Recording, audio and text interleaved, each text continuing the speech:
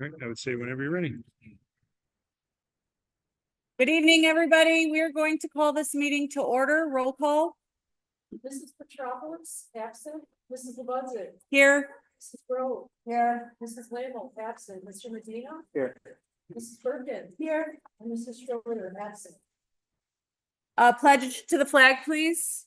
Kids, I'd love to hear you very loud. I pledge allegiance to the flag of the United States of America and to the republic for which it stands, one nation, under God, indivisible, with liberty and justice for all. All right, Okay, introduction of guests.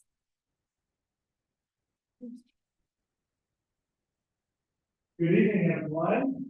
Hope everyone's had a good start to the summer. It definitely feels like it out there, so hopefully it's comfortable enough in here for everybody. This is one of my favorite nights. It's a way to kind of celebrate the end of the school year. And if you have a student with you sitting there, I know they worked really, really hard this year, not only this last trimester, but throughout the whole year. And I see a lot of people that we saw here over and over again, which is always really nice. So we are excited to celebrate our students tonight. I'm going to ask our administrators to come up and do that. And first up, I have, who's coming first? Ridge Lawn, come on up.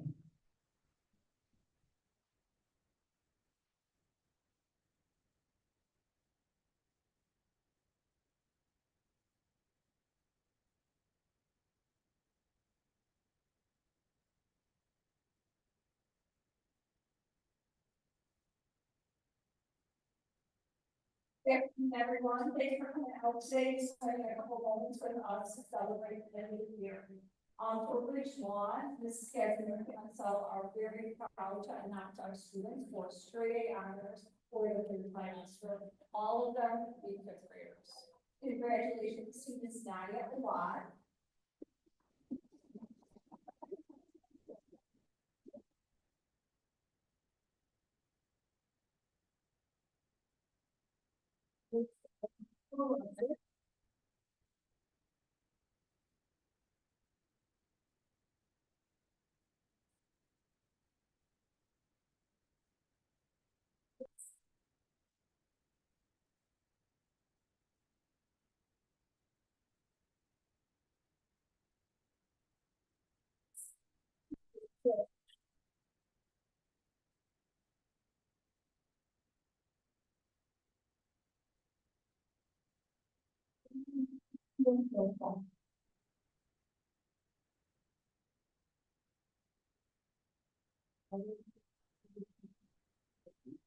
yeah, right in the middle, so let's not take a nice picture.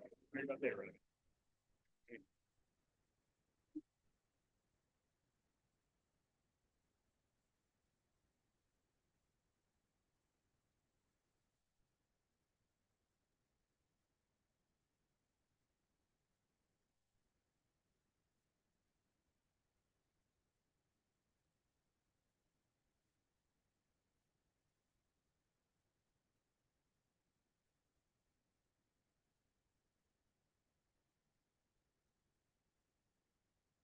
If you'd like, you can get your goodie bags here, Mrs. Carl has those.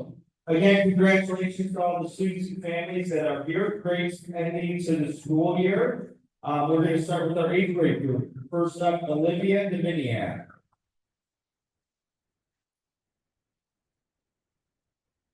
Haneen Jabber.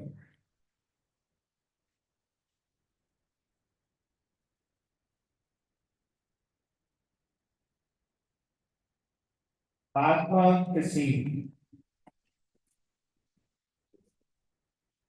Taysir Khalil. Isabella Camosa.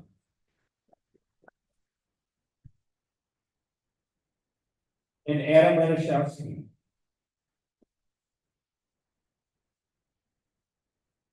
And now for our seventh grade group, Kareem Abdullah.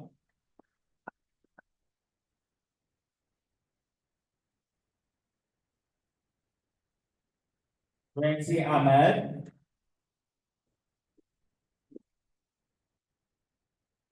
Muhammad Al Davishi.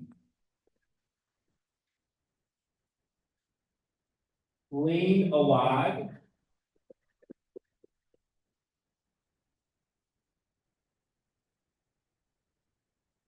Ava Baltan. Violet Bogard. Alajojo Minikawa. Efrain Gasca.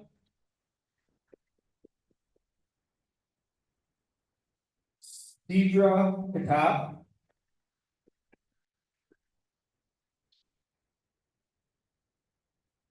Lujane Katiba. Amir Mana.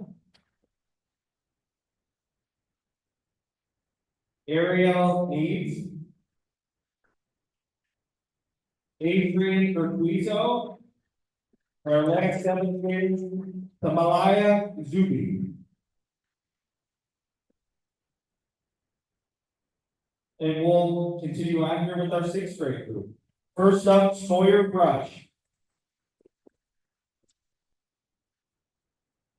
Kamar Boyer.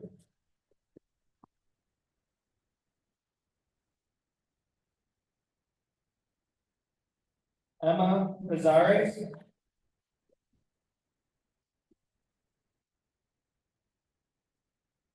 Maximiliano Cineros. Emily Galupi.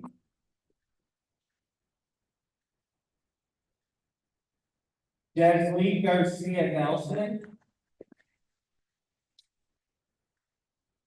Brooklyn Gibson. Lee Jabber. Lee Jabber. Luke Jagoda.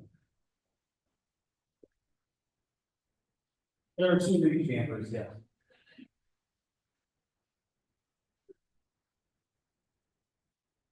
Brooklyn Maglaris. Caleb Peckett. Caleb Peckett. Maddox Moy.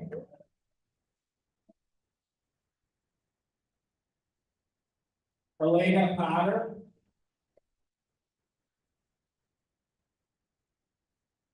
Diane Rogers.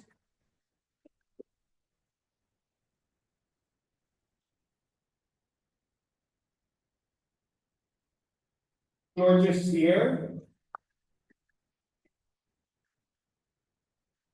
Lena Chuenos.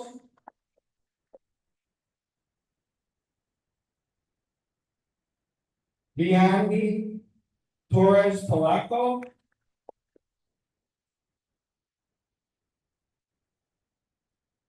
Isabella Tortorelli.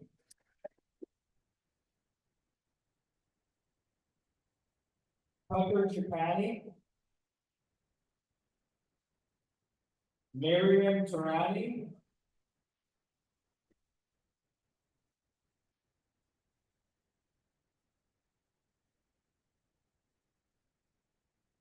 Alejandro Ruiz.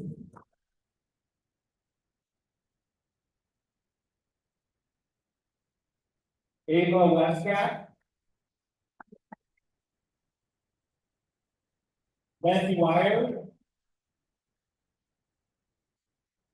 And last but not least, Ellie Zeiger. Great job to all of our students. If we could just have some of our shorter of the tall group move in front, we're gonna try to get us all together at one snapshot here. All right, fitting like inside the lane here. Alejandro coming over.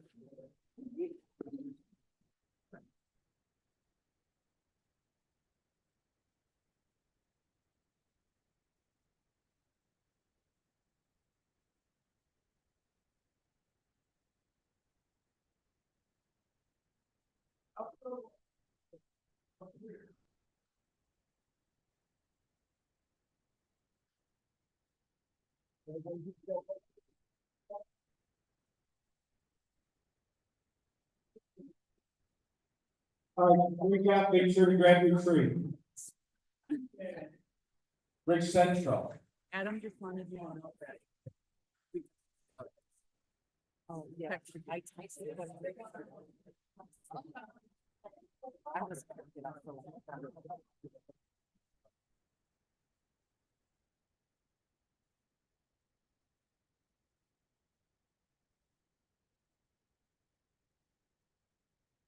Oh, it wasn't me. It's okay. Don't worry. We're I'll read in back our my admin phone. meeting. No worries, I'll read on my phone. I just didn't want to, it's kind of long, so. I apologize, I should have texted you.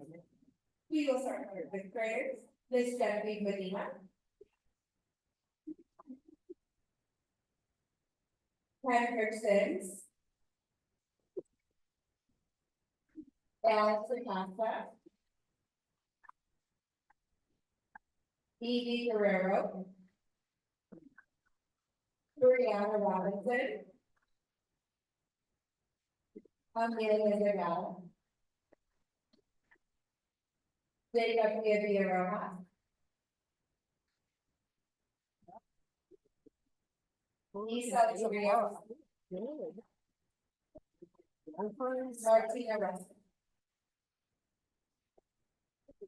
And our fourth graders, we have Adam Amalabi.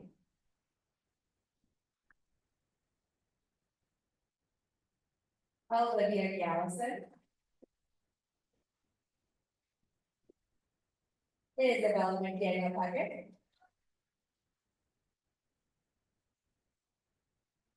Mia Potter. Madison Randall. Emerson Schroeder. Callie Battle.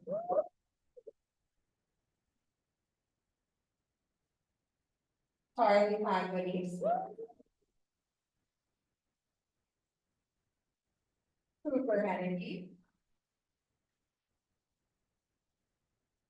Amy Gomez.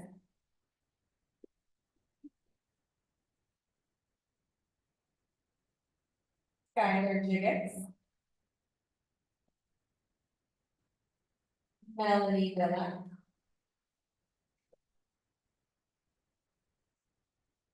And Lenny Frog.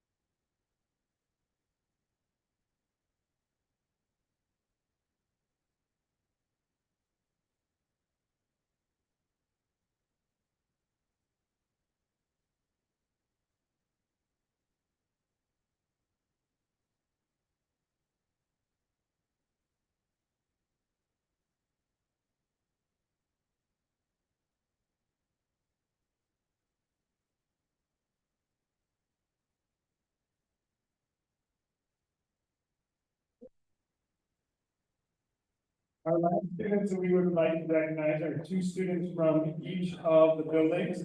They won the Illinois Principals Association Students of the Year Award. So I'm going to ask that Ridge Lawn, Finley, and Ridge Central announce their winners.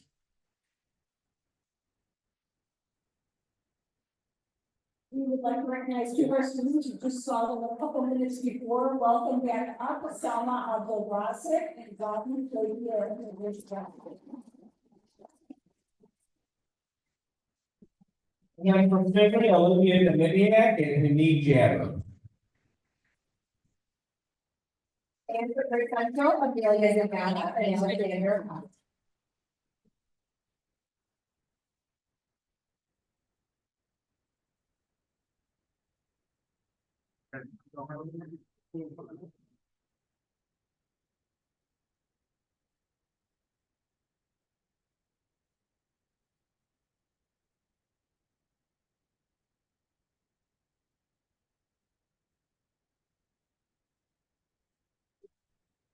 Congratulations, everyone.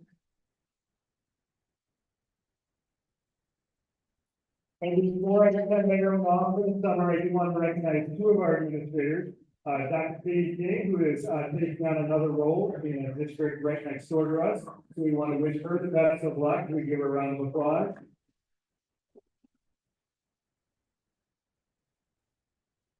And Mrs. Sataro, who has been principal here for over 20 years and spent over 30 years at Ridge Lawn. And we just had a ceremony on Thursday, naming the street out in front of her, Principal Sataro Parkway. So we just really want to give her a great round of applause as she closes out.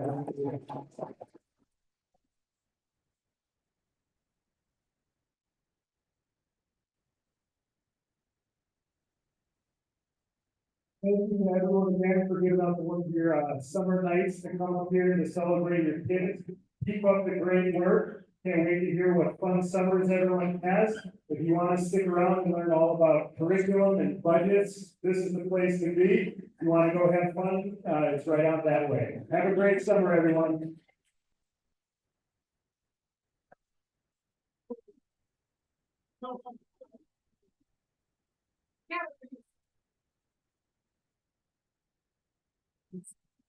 Oh, no. I didn't realize it was here and there. Oh, Joanna, yeah. Okay, I bet she thought it may have been there. Yes, and I'm like, isn't it cute? She's like, no, she's like, it's like. Which I was like, maybe, Right. and then I got here, but I didn't know where to go. Yeah. Congratulations. We got two of them now. See, now I want that hat.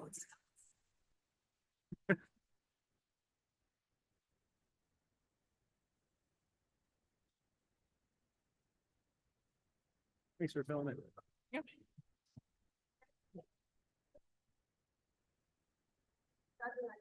Probably wait a minute or two, just. I'm just gonna give you this speech on the time, because I have years and stuff.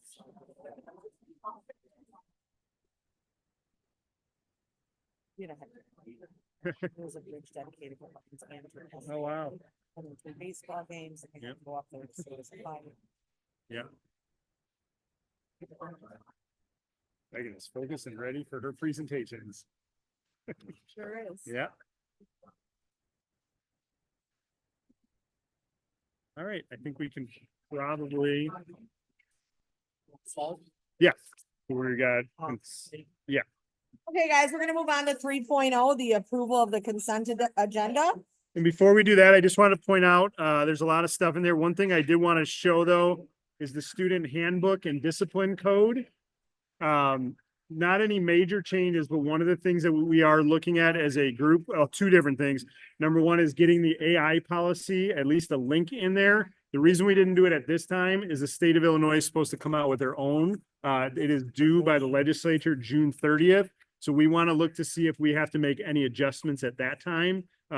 If for some reason ours doesn't line up with it, we don't anticipate it, but we're waiting to find that out before we include it in there. And then the other thing, conversation that has started that I want to do some research on and then really get the board's involvement. There's been talk about our 8th grade students having a minimum requirements in terms of GPA to be able to walk across the stage. Right now, we don't have that in terms of getting, like if you graduate, you're walking, but having some type of minimum. Many districts around us do have that. So that's a discussion. We want to do some research before I come to you with a number or any recommendation. So it's not in there now, but just wanted to make sure you knew that those are things we're looking at. So. Right. I'll make the motion. Thank you. Aye. Aye. Mrs. Rhodes. Aye. Mr. Indomitino. Aye. Mrs. Roberts. Aye. Okay, so moving on to 4.0, superintendent's report. Yeah, mine are pretty quick. I think Kathy's overall tonight are pretty quick. We're gonna let Megan take most of this meeting because there's a lot of curriculum updates. But for me, enrollment update, we're at 1,558 students.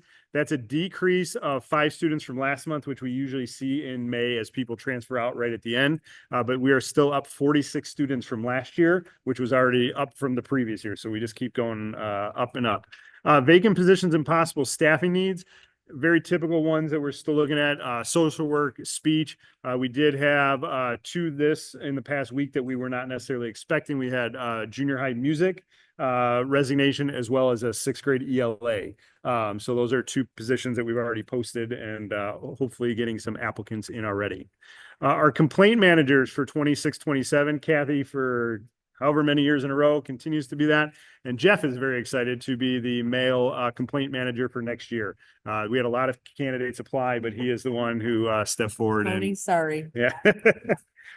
4.4, our e-learning plan. Every 3 years, it's required by the state of Illinois that we approve an e-learning plan. The one change that we had conversation with the unions about was not automatically canceling meetings, specifically IEP meetings, and leaving that up to the parents that if they're willing to do it virtually, we'd like to keep that. There's just too many meetings and deadlines for us to continue to cancel it. And really, it's in line with most of the districts around us.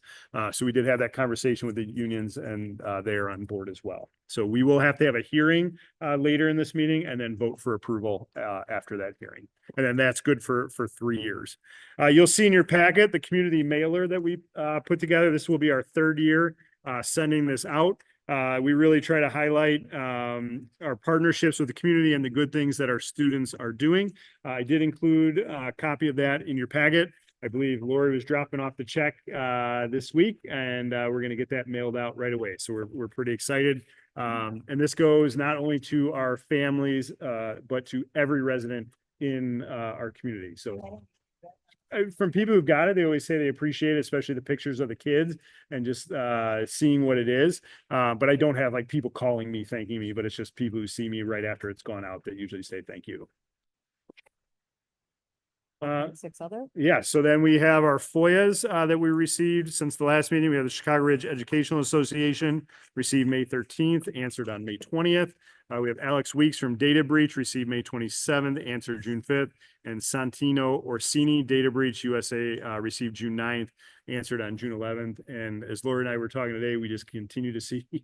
These data breach ones are. We do, but the AI. we've seen a lot, even this week. We've already gotten 2 this week. Every school district's getting way more than we ever have, and it just seems like it's going to keep going. So I assume this list will continue to be long, but we've done a really nice job. Lori always makes sure we get it answered well within the time. So, all right, that's all I have. 5.0 curriculum director's report. So in your packets, you have annual or triannual reports with the blue bars and those yellow gold diamonds that show our overall growth. You have the districts for both math and ELA, and then also the by building for math and ELA. So we usually spend a little bit of time looking at that, but one thing that I do want to just celebrate is our actual overall growth and achievement for both of those, which is not represented on that those growth summary reports that you have. So in math, in the fall, our students were at the 51st percentile. Average of the average is the 50th percentile. In the fall, our students were at the 51st percentile. And at the end of the year in the spring, our students were at the 58th percentile for achievement. So they went up as a K-8 district team of teachers and students 7 percentile points in achievement. We also had we were at the 63rd percentile for growth. So our growth number was above average, which then of course then in turn allows our achievement to also be increased. So we are very happy about that. That is heavily due to the administrators' work through our LTL, our Learning to Lead, in partnership with the University of Illinois Chicago and the University of Georgia, and them leading that work back in their buildings with their teacher leaders that were a part of that LTL, focusing on high quality instruction, intentionally planning. So what are our students thinking? How can we predetermine that thinking and then make sure we are prepared with our lessons so that we can ensure that those students are getting access to the learning on a daily basis. So they worked very hard. They met with coaches, both administrators and their teachers, and then they had to go and support that work back at their grade level team meetings. Teachers were leading and facilitating grade level team meetings, talking about what are students thinking? how can we determine what students are thinking, and then how do we respond or proactively plan to ensure that our students are getting the best instruction that they can? So that growth and achievement is definitely due to a lot of the work that the administrators did with their grade level team, math leaders in their building and their grade level teams. We're also, I'm very proud that the second paragraph in your summation is kind of mysterious because it does not say reading, but it is our reading growth and achievement. So as we've shared over the first usually 3 years of an implementation of a new resource, we often see dips in growth or dips in achievement, but once again, not in Chicago Ridge. This is our second year of showing growth and achievement in ELA. We started the year in the fall at the 46th percentile of achievement and are ending the year at the 50th percentile of achievement. So 4 percentage points of achievement. Our growth is only at the 50th percentile, which is why we don't see as great of an increase in that achievement. So overall, we had growth, but it is an area where we still want to continue to work with the educators that are teaching ELA, the district literacy leadership team, through our administrators supporting that work in the building to make sure the kids are getting strong core tier 1 ELA instruction on foundational skills, vocabulary comprehension. And next year we'll be spending a lot of time with that literacy team to make sure that our curriculum is much like how we did with math, looking at it intentionally. Does it make sense? Is it working? What do we need to do in being responsive to our students in the classroom in regards to that curriculum resource? So moving forward, we're going to continue to monitor the data, which tells us if what's working is working and if what's not is not. Ensuring that we are focusing on the instructional priorities and the professional development and strengthening that the programming that we have for ELA based on the data that we're seeing and receiving. And then of course, directing a lot of that focus in those kindergarten through 2nd grade, or even a little bit higher on some of those foundational literacy skills, and then looking at that data to determine and strengthening students' reading, vocabulary, comprehension, understanding of what they're reading in those upper elementary to junior high grades. And that's really what our data is telling us to really focus on moving forward. And then of course, monitoring those students and ensuring that they are growing, and then eventually achieve those achievement levels will continue to go up. Any questions on that? It's really exciting data. It is. Mhm. 5.2, I do have a presentation. It should be in your packet, but it is also on the board if you want to follow along with that. We met as, sorry. Where Find is the it? board. We met in a study session last year and just talked about how our library curriculum really needs some updates. And this is in conversations with our librarians, being in those libraries and making sure that we are meeting the students where they need in a library setting. Like, what does that look like? And so this year, our librarians, and here they are, at each of the buildings, and you'll see their years of experience there at the bottom, which is a very dedicated group of staff, met several times throughout the year. I think it was 8 times in total, to work on building their library curriculum. What does it look like? And I met with them only half time because I was in meetings the other time, but when I was there, they were really running it and planning and talking about their needs, and then making sure what we say is vertically, so K-8, it aligns so that those K-5 students, when they're in library, are getting some of those real strong foundational skills to get up to 6-8 when they're at the junior high. So we started really with what that modern school library needs to look at like nowadays, which is of course promoting reading. These are the biggest advocates for the drop everything and read, programs, and having kids have books in their hands. So very much so still promoting reading, building research and critical thinking skills. So supporting a lot of what we're doing in the classrooms when it comes to skills, but now in the library with technology, and then obviously a variety of genres to prepare students for future success. So they came up with one goal, which you'll see on the bottom of this slide, which is helping every student learn, grow, and explore, which I love because it doesn't say specifically like in the library. It means beyond the four walls of the library. It means out in the community. It means in the public library. It means in their classrooms as well. And that's something that they really wanted to support, was that correlation between the libraries and what's happening in the classroom, so students get that together. So in the elementaries, they had very similar models going into previously, I should say, where K-5 classes visited the library once a week. They had a library class, for lack of better terms, where students would listen to read alouds, or they do an activity tied to that read aloud, and did projects, research projects, presentations. They were working on speaking and listening. And students then also had an opportunity to browse books and check out books and return books, like in that traditional library setting.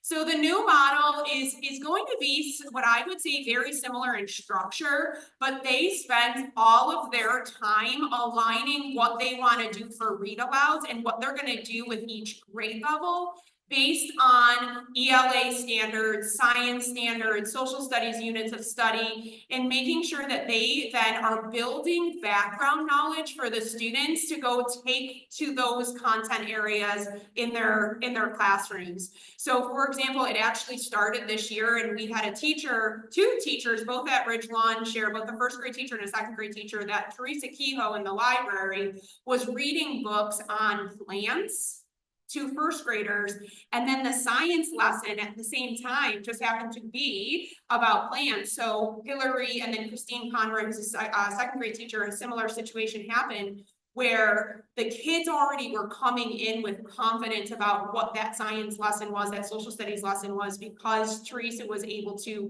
either front load or pre-teach, we would say, or make connections for those students.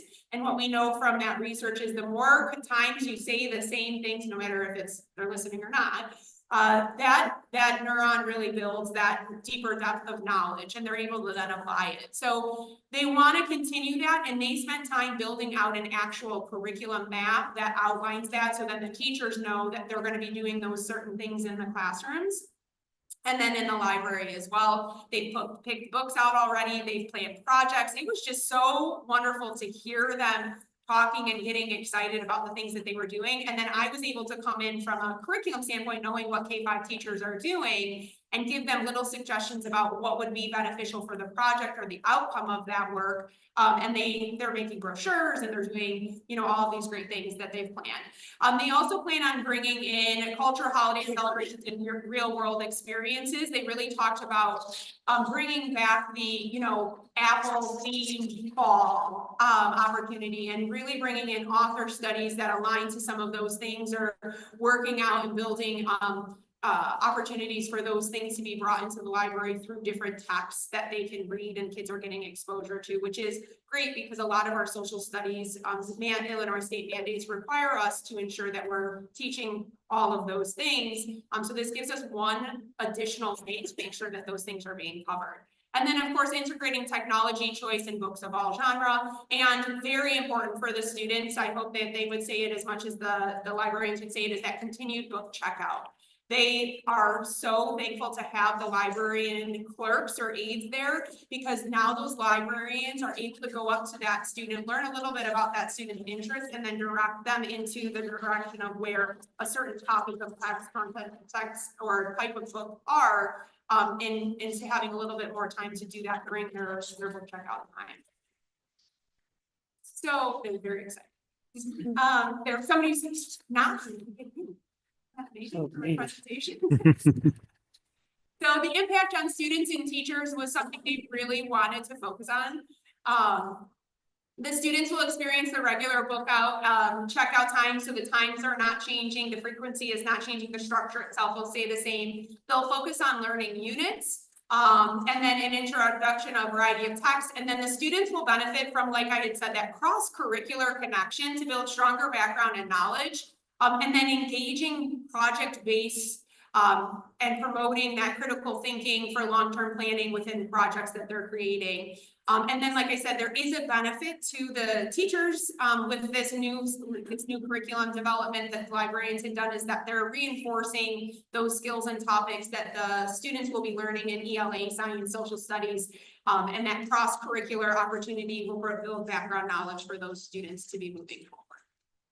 And then at the junior high, they had a little bit of a different setting coming up into the year, where students visited every week. They did a lesson that was run by Aaron Stapleton, and they would use the library for different things, and that was really run through their ELA classes. So the ELA teacher would come in and spend some time working with Aaron to do a lesson or work on something that was related to the content that they were doing in their classrooms. And then the students on the other week would do a book checkout where they'd be able to sit and read like your traditional kind of library opportunities. And they would cover in Aaron's lesson things like genres, technology, AI, new this year with some integration of that. And then we are required through the PACE framework, which the board had adopted last year, that career exploration of just what are some of those skills you like, and then how does that look for your future. And so one of the biggest things that Aaron wanted to do was ensure that the library was accessible for all staff and all students, not just the ELA teachers and not just in the ELA classrooms, but how do we get kids to realize that reading isn't just reading, it's so much more than that. And the library is not just about books, it's about so much more than that. So with the new model, Aaron will have 3 main units, similar to the planning that the elementary did, where it's unit-based on certain topics. But she'll start the year introducing the library and the genres and getting kids familiar with the actual environment of the library. And then she'll do more on AI literacy and that career exploration. They'll continue to check out books bi-weekly, but the big new part is the bottom part of this slide, which is really about collaborating with all staff in the building to bring in that content into the library. So not just reading, but science teachers will sign up, and she's already been trying this out over the last couple of years, and it has a few teachers that she's worked with already. So she's been kind of piloting to make sure that this is, staff will be involved in this, but where, for example, 7th grade learns about waves, and Miss Wagner wants to do a learning project research and further activity outside of her science classroom. She's been working with Miss Stapleton to bring in technology, to bring in parts of research and do a project where they would then plan together, they collaborate together. The students would go into the library and learn how to do scientific research in the science class, or social studies or social science classes, to do that really deep dive in history and things like that. So Aaron is very interested in incorporating technology and getting that back into the classroom, and how do we make these connections where the library is more of a flexible, usable space rather than a formal, you have to sign up, you have to be there, you have to sit there for 30 minutes, but something where kids know that they're a part of that as well. And then the impact on students and staff, obviously the experience we talked about, but we hope that the students benefit from having a stronger reading habit, knowing all of the parts of the library that are not just about reading books, but really learning from them as well. Increased technology both in the library, but then also in the classroom, and helping teachers to be able to do that, engaging projects, creativity and collaboration. Should be doing a lot with groups and supporting that as well. As I had said, the big benefit to the teacher is that flexible access to the library, it being more of a traditional library that we typically would see rather than like a class itself. Supporting the research, technology, and then co-teaching, where even Aaron would go into the 7th grade science and co-teach the lesson that they planned, Ms. Wagner and Aaron planned together about waves and things like that. And then obviously on-demand collaboration is so important. Any questions on that? Yes. I have a couple. Sure. The public library, are they involved in any of this? Have they been like going to the meetings and working with the librarians? Not in the district library curriculum. However, I do know that our librarians do reach out to the public library for resources. For Miss Irene comes over to Finley after school. They go there. They do Battle of Books. All of our librarians lead Battle of the Books, which is held at the library. So our curriculum, they did not have as much involvement. They did not sit with the Chicago Ridge Public Library for our curriculum planning, which I shared with you today. But we do have a very good partnership with the library. Will additional funding for materials or books be needed? I would imagine. Not for the curriculum that they built.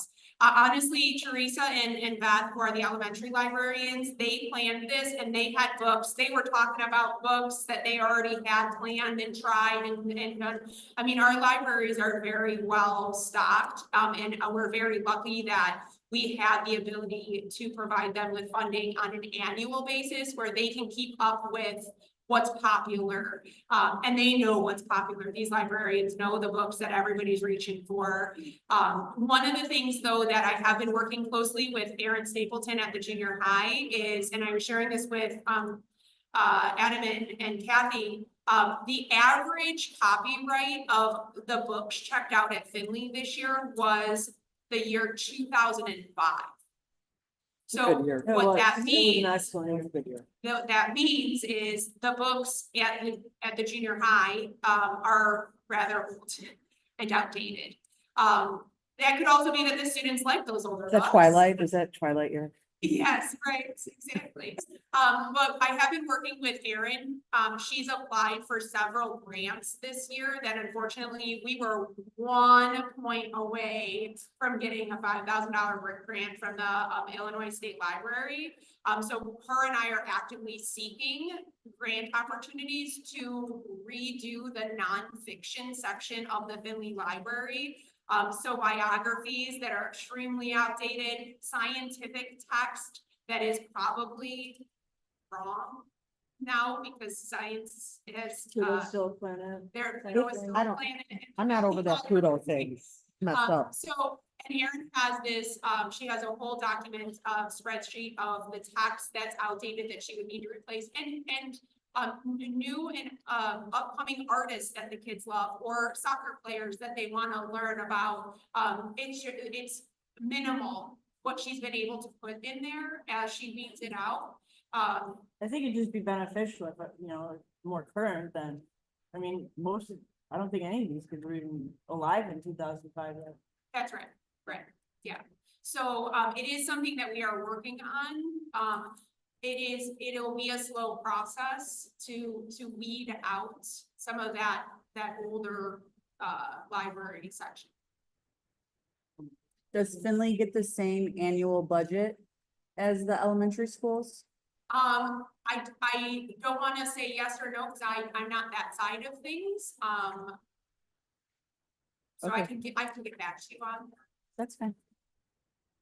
But I do know that Finley does get they have a grant, and Erin does also, they've got several grants that I know come through, that Erin does apply for and has kept up with for the 20 years that she's probably been at Finley, that does fund our career, online platform, and then also is there's a book grant also in there.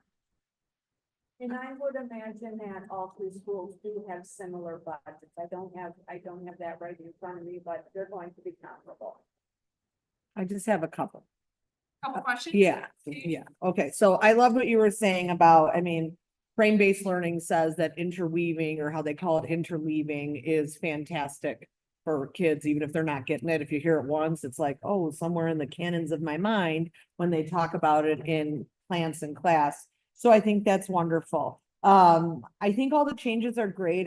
My one question was gonna be, how are the library assistants working out? It sounds like it's great. So I guess my question is about STEM. Because STEM exists in some way to do some more hands-on experience and other things. And I'm just curious, the similarities to the library curriculum. It seems like it's mostly novel-based and literature-based and things like that. And I had seen in the past in the Finley Library that they had like automotive parts where they were working on it and things like that. And so I was just curious. I think that the junior high has a pretty set STEM curriculum based on an online thing Yes. where there's a lot of research and PowerPoints and things like that. And I was just curious, are they overlapping? Are they hitting separate things? That was my concern. So, I'll speak to K5 first. I'm not as familiar with the K-5. Yep, so the K5 Smart Lab or STEM Lab was able to work on their curriculum several years ago to step away from the CLS, Creative Learning Systems, resource that we purchased with the Smart Labs. they really decided that kids need to be more hands-on, not PowerPoint based. Okay. They were building with CLS, they do build every week a new PowerPoint presentation. And I so- am aware. Yes. They wanted, and the CLS came with a lot of hands-on, but it was just a minimal part of the curriculum when we actually were implementing it for the first 7 years. So the elementary, Terry and Julie, at the elementary level, they spent a lot of time talking about what it is that we want kids to be able to do at the end of Smart Lab for each grade level, and then looking at it in K-5, but then bringing in resources like you said, that automotive component at the elementary really lives in the Smart Lab. Okay, Where the librarians are doing more of that literary text, that research base, they're focusing more on speaking, listening, PowerPoint presentations that are more of that formal kind of presentation within the library then. So those are two separate things. At the junior high, the Smart Lab, the STEM lab is still using CLS. They're still then doing the inquiry, the experiments that are aligned to CLS. They're doing the presentations, they're finding and doing hypothesis and science experimenting type things with, if I do the thermometer in this water and then I, leave the water out or whatever, and then they're putting together presentations. That's still at the junior high. And then that hands-on automotive thing, Erin is integrating into the tax. the job thing, sorry. That's right, yeah, so that's all. Can't remember the name, job thing was Into it. the library at the junior high. So that's where that library at the junior high is more of that flexible, getting kids in the door, and let's then give them this little types car to rebuild. And that was aligned to the One District, One Book that we were reading. I remember earlier. that, yeah. And that's where she's incorporating more of those career opportunities, more of those hands-on experiments, more of kind of that overarching, what we were calling maker space several years ago. Yes. In the library. I feel like a lot of schools, the makerspace, smart STEM is kind of moving into the library. So I was just Yes. trying to see where it differentiates, so to speak, because you do say integrating technology and some of those things in there. So I was wondering how much of it was happening in Smart Lab and is there any possibility they're gonna revamp the curriculum for Smart Lab in the junior high? It's To our get next- away from that more PowerPoint to get more hands-on? Yep, it's our next step. I know that kind of went off on a different side route, but just seeing the differences, I guess, like where it stands. And I know that sometimes they kind of intermingle, and I was curious with the new curriculum if we're making sure that they're not doing the same things. Yes, and that is absolutely true. The technology integration in the library at Finley is more using VR sets. Learning how to use properly the gem within Gemini, that Yeah. they're kind of communicating with that robot component. How do we do that safely? How do we understand what's our role in that as students? What are our roles as teachers to support you? The Smart Lab is more of the formality of computer skills, PowerPoint presentations, how to save, how to build that out, based on what the research is that they've done. They do stations, and they do the work more on the computer. Thank you. Any other questions? All right. Well, thank you. All right, 5.1. Nope. just Isn't that kidding. done? Oh, you got more. There's now 5.3. I was getting down there. 5.3 science pilots. Yes, so, the junior high, you'll notice this is just junior high science committee, formed this year. And it really stemmed from the junior high teachers approaching me and talking over the last 2 years about, can we reconvene? Can we look at a new curriculum resource? We purchased the current resource that we're using, K-8, my first year in the district. So 9 years ago or 8 years ago, I don't know how you look at that, but and since then, there have been a lot of updates in the world of science. We were on the earlier adoption of a resource that was aligned to what we call as NGSS, the new state science standards, 9 years ago. And so since then, things have changed. It's science, things have updated, and there are resources that are better aligned to NGSS, that are better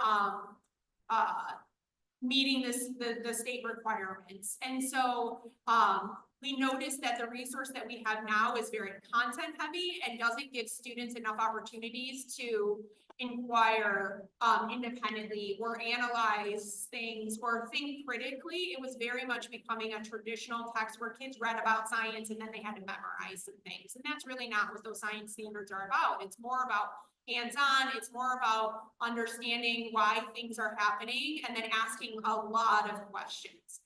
So like I said, the junior high science teachers approached me and they said, can we convene as a committee? Can we get this together? And so we did. We met several times throughout the year. And this is just a timeline. It is in your packet, so I know it's kind of small from here. But after they had come to me, we set up meetings. We talked about and did a lot of learning about the NGSS standards. What does it mean from a teaching standpoint? It's really about the teacher teaching the right way that aligns to those new standards and not reverting back to just having kids read text and do vocabulary or very similar type assessments where they're just memorizing. You're done.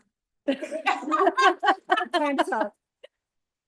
Just kidding. So And we're we done. Don't say they're just kidding, sorry. established, you know, what we wanted to see at the junior high for resources. The staff sat and learned about 4 different resources, vendors we call them, where they came out and they did their little sales spiel about why they were the best and why they were aligned. And the committee then vetted what we would say these 4 resources. So Experience Science, Style, OpenSciEd, and Lab8. And they looked through those resources, they learned about those resources. We actually then took the resources and used rubrics to determine, do they meet our needs? Can they differentiate for our students? Are they going to meet the science standards that we are so desperately looking for? And so on and so forth. And so we spent 6 days, half days together doing this work. And in the end, the committee has chosen 2 resources that they will be piloting in all 3, 6, 7, and 8th grade next year. The first resource that they'll be piloting is called Lab8. And its name is pretty much what it is. It is a bunch of labs, hands-on experience, phenomenons, gets kids asking questions of why did this happen. There are opportunities for virtual labs, which we were very excited about for absent students or for e-learning opportunities, so that we don't have to just do something else, but we can do continue the lesson. So the staff is included in the presentation that you're seeing. The reasons why they believe this Lab8 is really going to be a good could be a good opportunity for us to move forward with.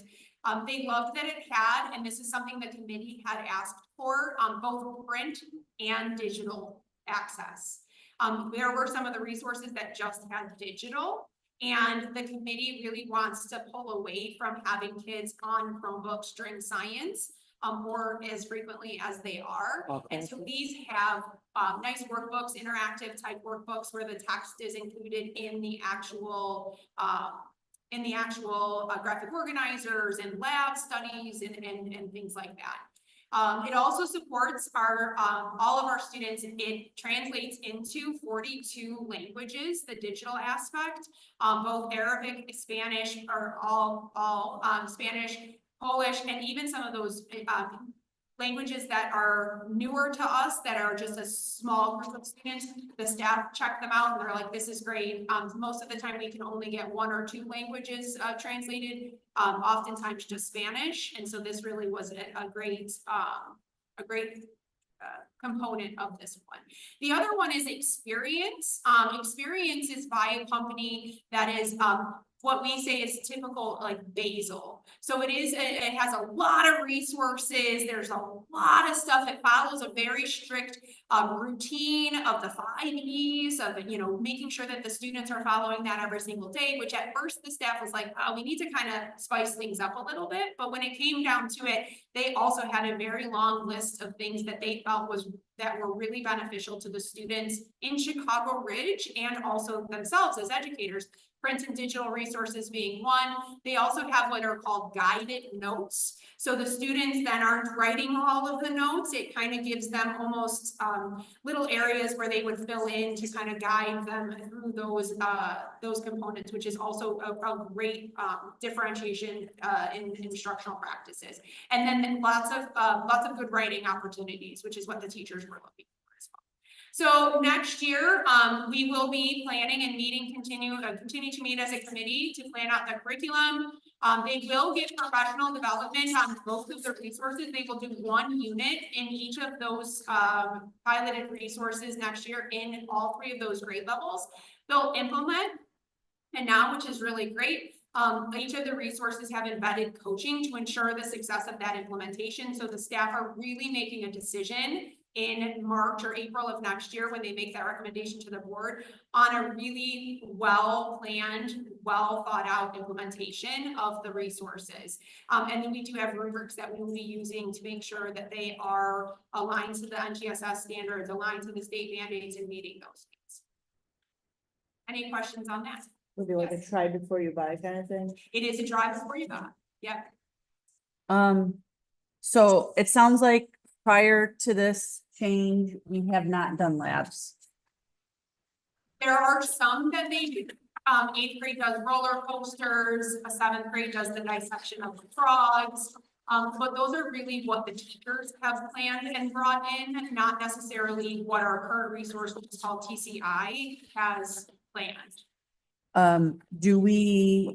Have there been discussions of the budget costs that may come from doing something like the labs, where we're gonna have an increase in labs, which would mean an increase in supplies for all 3 grade levels? Has there been a discussion with Kathy? A discussion, no, amongst you guys, like what that possibly could look like? Yes. Okay. Yes, so some of the resources themselves are basically free if you purchase the box set. So it's not an additional charge for each lab kit. Right? The other thing that the teachers have said is over the years, they have collected a lot. And so they might not need to annually purchase because they have so many of the materials from previous resources that we've purchased over the years. For example, dirt, sand, rocks, plastic cups. We have quite a plethora of all of those things that are embedded in a lot of the inquiries that are embedded in these.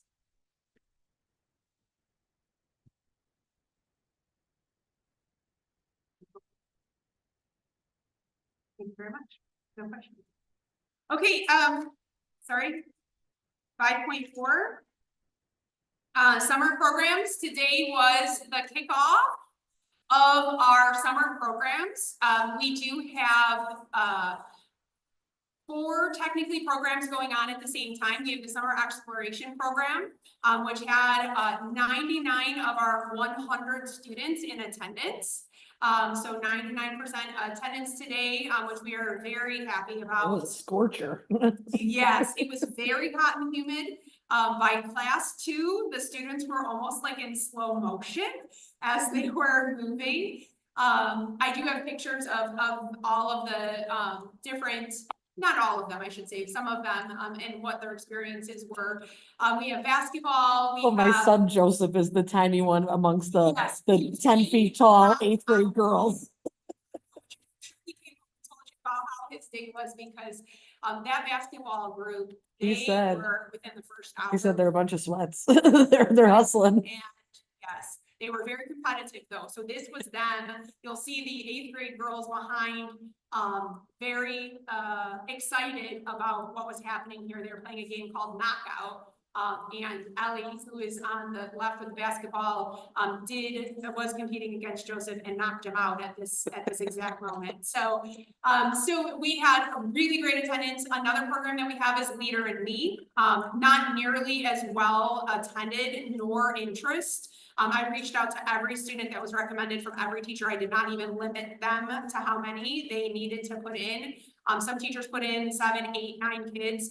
The interest from the families, and it is offered free to our families, was not there. We had 15 kids on the roster today, and only 7 of them, not even 6 of them showed up. And some of them have already dropped. So it is only being posted in session 1 because that was the only participation we've had. But it's definitely something that we'll need to consider. Where does that best fit in the district? We also had band. If you remember, we had 28 band students. We had 3 students absent from band only. So Mr. Kelly was running that for our incoming 6th, 7th, and 8th graders. Saw Gigi when she was leaving today. And then we had ESY. And so our extended school years for students with in their IEP, if it says that they need to continue over the summer so that they don't regress in their academics or their functional skills. And that was, we had 7 out of our 10 students attend for that. So lots of excitement. The program is running swimmingly, the drop off, the pickup, it all went really well. Next session, in session 2, we have lower enrollment. We only have 65 in the summer exploration program. So again, always thinking about what are best ways to reach out to families and get more interest in these. Of course, we were hoping always for as many kids as possible, but they are dedicated. I do know that our outdoor ed with Mr. Tauber and the basketball, I don't think that they were prepared for what they were walking into, because they're definitely going to dress more appropriately for the weather tomorrow. They were out there sweating and getting their exercise in today. So. Thank you. Okay. And unfortunately, I do have another. The Chicago Ridge Mall had reached out to the district and asked if the district would be willing to make a 4-foot or more kite for their big celebration that they're hosting this month of June, which is 250 acts of community. The children's area is going to have a big event on June 20th. Celebrating letting kindness fly. And so Isabel, my secretary, had created this frame out of wood with her father, and then we sewed the fabric together and put these logos on there and put this quote, because we were encouraged to somehow spread kindness or spread positive affirmations. It is going to be hung above the children's section in the Chicago Ridge Mall. It hasn't been hung yet. We've been monitoring it, but I'm assuming will be hung very soon. So we would love if anybody did go and take a picture of it so you could share it with all of us as well. But the quote is "Strong like a Viking, bright like a star, and soaring like an eagle," which is all 3 of our schools' mascot logos. And then Chicago Ridge is up on the left side. So That's great. That other was worth it. So, that other Yeah. was worth. yes. All right. Thank you so much for all that great information. 6.0. Chief School Business Officials Report. Okay, just one thing this evening, 6.1 is FY 26 financial status.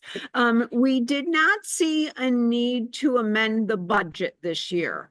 But I didn't want to miss the opportunity just to share some financial information with the board. We don't meet at the end of July. And then in August, we're talking the budget for next year. So I just wanted to share a little bit of information. We started the year with approximately $32 million in fund balances. We actually projected a deficit because we had a lot of money in there for building projects. Well, the good news is right now we're ending with a projected fund balance of $32.2 million. So the fund balance is actually going to go up. And there's a couple of reasons for that. Overall, the revenue is expected to be about $110,000 more than we previously budgeted. A lot going on there, some positive, but also some not so good. Mandated categoricals, we hear that term all the time. It's basically what the state is making us do and pay for, and then they reimburse us. Well, we all know that they do do not reimburse us those costs at 100%. So the mandated categoricals proration, what they're paying us is significantly less than it has. And unfortunately, it's probably going to continue into next year. We actually budgeted for 4 quarterly payments because for the last several years we have been getting them. Right now, we've only received 3, but the Illinois State Board of Education is notorious for sending out a voucher June 27th, 28th. So we can't count that out, but if we don't get it, well, that will just be a benefit for next year. It's just a timing issue. Property taxes, I'm not 100% confident in what the county is sending us. In the past, prior to this new system that we've been talking about, we would know to the penny what levy year these funds were collected. And throughout the school year, they're just sending us lump amounts. So right now, when I look at our current year tax levy, it looks to be understated. But then when I look at the 24 levy, it looks like we've collected more. The good news is we're still collecting our taxes, but the bad news is I'm hearing that Cook County has not processed any refunds. And refunds, just to give you an idea, were about $230,000 last year. And the way they process it is it's a net. They take those refunds from our collections. So in my mind, I'm thinking our collections are overstated by the 231,000. So something just to kind of look out for when we prepare the budget for next year. Interest on investments still have not been posted because we still have a couple of weeks, but I've talked with the township treasurer and he is still confident that we will meet budget on that. So that's some good news. And then on the expense side, we're actually about $630,000 lower than what we budgeted. Building improvements were $317,000 less than when we went into it at the beginning of the year. So that's some real good news. We always budget very conservatively. We put contingencies in there for rainy day funds, whether it's salaries, O&M, operation and maintenance. So that was very favorable. Private facility claim, which is a large part of our budget, that has actually been lower this year than budgeted. On the bad side, the cooperative cost, because there's just more students, that we have actually increased even more so than we budgeted. We budgeted for about $2 million for those students that go to the Eisenhower Cooperative, and our bills came in excess of 2.1 million. So we're going to kind of take a look at that going into next year, and see where we're at. Going into next year, there's been a lot of talk about whether the feds are going to come up with their money, and we were scared for a while. We've already gotten our allotment of Title I and Title II, which is consistent with last year, which is great news. Evidence-based funding, we are still Tier 1. That amount doesn't come out until that first week in August. So a little over less than 2 months, we'll know what that is. And then just today, we opened an email about the property tax delays again. Supposedly the fall invoices will go out another couple of months later. What that does is, even though we collect the money, that is money lost in interest earnings because it's not in our bank account. So overall, the financial strength of the district continues, and we'll start the next budget within the next couple of weeks. Anyone have any questions on that? Okay. Thank you. And I do not have another. Okay, all right. So old business? Nope. No other new business? Yeah, each one. Okay, 8.1, public hearing on the e-learning. I need to get one. I'm not gonna open there. Thank you. All right, so agenda item 8.1 is the public hearing regarding the e-learning plan for District 127.5. I'm opening the hearing at 7:42 PM. Is there anyone who would like to address the board regarding the e-learning plan for District 127.5? I ask again, is there anyone who would like to address the board regarding the e-learning plan for District 127.5? Final request. Is there anyone who would like to address the board regarding the e-learning plan for District 127.5? Hearing is now closed at 7:42 PM.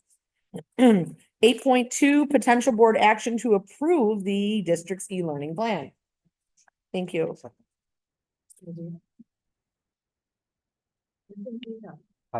Mrs. Bergen? Aye. Mrs. Grove? Aye. Mrs. Woodson? Aye. Aye. 8.3 is another public hearing, so agenda item 8.3 is the public hearing on the permanent transfer of $900,000 from the education fund to the operations and maintenance fund. I'm opening the hearing at 7:43 PM. Is there anyone who would like to address the board regarding the permanent transfer of $900,000 from the education fund to the operations and maintenance fund? Is there anyone who would like to address the board regarding the permanent transfer of $900,000 from the education fund to the operations and maintenance fund? Is there anyone who would like to address the board regarding? Keep clapping, girl. Even the lights don't want to address it. All right. Is there anyone who would like to address the board for the third and final time regarding the permanent transfer of $900,000 from the educational fund to the operations and maintenance fund? Hearing is closed at 7:44 PM. So then we are going to go to 8.4, which is the potential board action to approve the resolution authorizing the permanent transfer of $900,000 from the educational fund to the operations and maintenance fund. I'll make the motion. Thank you. I'll second. Mrs. Bergen? Aye. Mr. Medina? Aye. Mrs. Woodson? Aye. Mrs. Grove? Aye. Ralph? Aye. 8.5, potential board action to approve a resolution authorizing the transfer of $300,000 from the educational fund to the capital projects fund. I'll make the motion. Second. Mrs. Grove? Aye. Mrs. Woodson? Aye. Mrs. Bergen? Aye. Mr. Medina? Aye. Mrs. Ralph? Aye.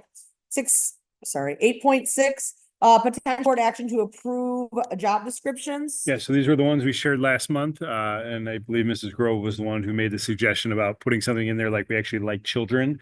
So we did that on all of them, and then we did not have the CSBO job description in there, so that's also included as well. Thank you. Second. Mrs. Woodson? Aye. Grove? Aye. Mr. Medina? Aye. Mrs. Bergen? Aye. Mrs. Ralph? Aye. 8.7, potential board action to approve a scope representative and an alternate. Yeah, so last year it was Mrs. Grove, and then Mrs. Petropoulos was the alternate, unless someone really wants those. I thought that worked fine, but if anyone really wants to jump on those, feel free. Looking for a motion? Make the motion. Thank you. I'll second to keep them as they were, is that we need to say that, like, That sounds good. Yes. Yeah. Yes. motion to have it as a second. Yeah. Thanks, Mr. Medina. Aye. Mrs. Woodson? Aye. Mrs. Bergen? Aye. Mrs. Grove? Aye. Mrs. Petropoulos? Aye. 8.8, potential board action to approve an IASB delegate and an alternate for the Triple I Conference, November 20th through 22nd in 2026. And last year was Mrs. Petropoulos as the delegate with Mrs. Labudzik as the alternate. So we're looking for a motion to keep it the same. I'll make the motion to keep the same. I'll second. Gotta be louder, Medina. I got Mrs. Grove on the motion, but I heard both at the same time. I'm gonna. Yeah. Tony, we'll sit you down that way next time. Buzzer. Mrs. Bergen? Aye. Mr. Medina? Mrs. Grove? Aye. Mrs. Woodson? Aye. Mrs. Petropoulos? Aye. Potential board action to change the June 23rd, 2026 study session to a special meeting Yep, and we do this for the second meeting in June so that we can make sure we pay our bills heading into July as well as approve any personnel. Make a motion. Second. Mrs. Bossy. Aye. Mrs. Griffin. Aye. Aye. Grow. Aye. Calhoun. Aye, and then We're good we, until we get to you. all right, so we're all the way down to president's prerogative. Just opportunity to Oh, visitors. sorry, just kidding. Opportunity for visitors to speak, 11.0. Anyone? Anyone? Okay. So 12.0 is president's prerogative, and I've always prepared, but I wrote this one down because there's some math in here that's hard for an English teacher. It's the end of the year, which is always exciting. As another school year comes to a close, it's the end for some of us and it's exciting new beginning for others. Tonight, I'd like to recognize a very special group of individuals who are embarking on a super exciting journey, one that I can almost see the light in the tunnel, our retirees. Teaching is a profession that's built on love, on dedication, patience, compassion, and I don't know if I can ever imagine doing anything else, because I'm an educator and I wonder, what other people do. I think it's sometimes hard to step away. People eventually come back and sub and trickle in some ways. But this is a milestone that is well deserved, especially from this robust group of people who have been here for many, many years, serving District 127 and a half. And so, I think I could speak on behalf of the board that I hope that this time for all of our retirees is filled with adventures, family, travel, possibilities, opportunity, and just time enjoying life. Not that you don't enjoy it when you're a teacher, but I think that there's lots of other things. We're really happy for our retirees, but we're sad because these are amazing, amazing people that have made lasting impressions on the schools, our children, and our community, which was evidence when I was here for the sign. And there was so many families on the streets for Fran. So last week I did have the honor of coming here and seeing Fran get the dedication of the sign. And it was just a wonderful tribute to someone who's dedicated 32 years of their career, am I correct? 32 to District 127 and a half. And, congratulations on your retirement. And I loved what Adam said at the podium, that when you came out, you weren't looking at the officials, you weren't looking at the people from the village, you went right to those kids and you got down in there. And it just shows what an impact you've had on so many lives in our community. And so I just want to say on behalf of everyone, thank you for your extraordinary years of service to the district. I'd also like to recognize the other retirees, Carol Katz, retiring after, was it 32 years of service as well? Patricia Hughes, 26 years of service. Susan Mooney, 24 years of service. And then Mary Ryan, another 20 years of service. And if you add that up, which is why I had to write this down, it's 134 years of service that these people have given our district. So, their longevity and dedication demonstrates an extraordinary commitment to our students, over the top, and the families and the community to stick in a career, shaping countless lives, all of them, inspiring, and just helping make what we have today such a special place. So again, on behalf of the Board of Education, I just want to say to every retiree, I'm going to throw out a round of applause in here. Thank you again for all of your years of service. Congratulations to the new chapter in your life and everything that you've given to 127 and a half. I'm not done. I'd also like to recognize another group who is retiring in their own way. The eighth graders. I had the pleasure of giving the eighth grade speech, which was really a great night. I had a son who is graduating eighth grade, and it's just inspiring to see such a great group of kids get so many accolades and so many awards. And for them, they're ending their eighth grade, but they're embarking. Some of them will go to Richards, but some of them will go to other places. So it's a new start for them.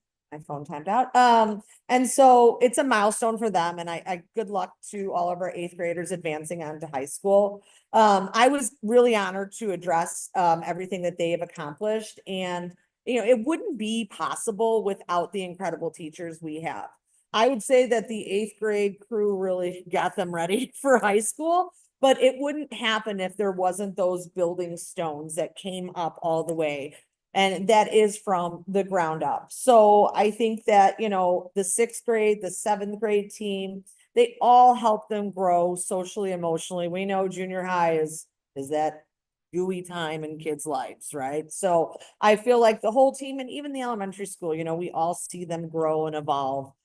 So I'm sure I can speak for all of us. We're proud of all our eighth graders. And finally, you know, I said this, I think last time, to all of the teachers and the support staff and the administrative staff and everyone who works in the buildings.